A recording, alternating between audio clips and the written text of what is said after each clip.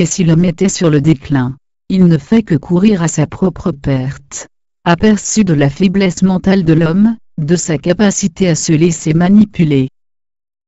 Et si l'homme n'était plus jamais artiste, si plus jamais la Terre ne voyait naître un Baudelaire, un Maupassant, un Mozart, un Picasso, etc.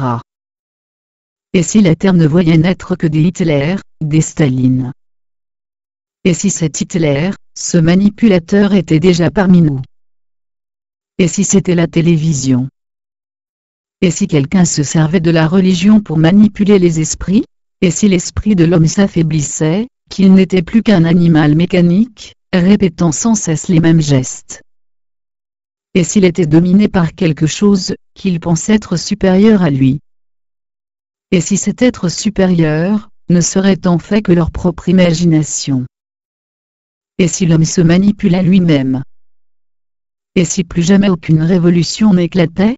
Et si plus aucun homme n'était prêt à se battre pour exprimer ses opinions? Cela entraînerait la constance de cette horreur.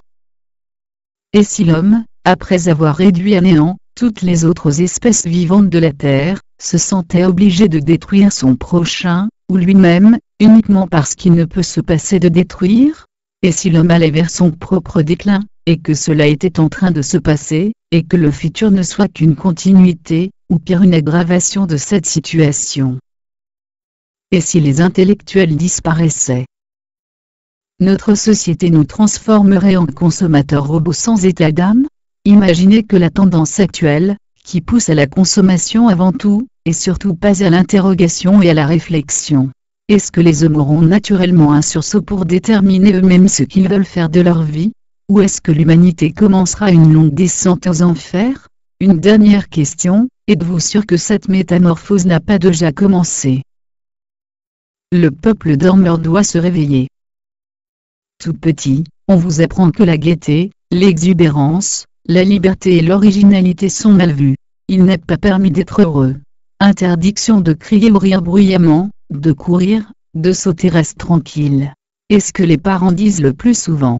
Par contre, malheureux, malade, vous méritez toutes les attentions. Ainsi, nous avons appris progressivement qu'être sincère et plein d'énergie est déplacé. Il vaut mieux être faible et dépendant.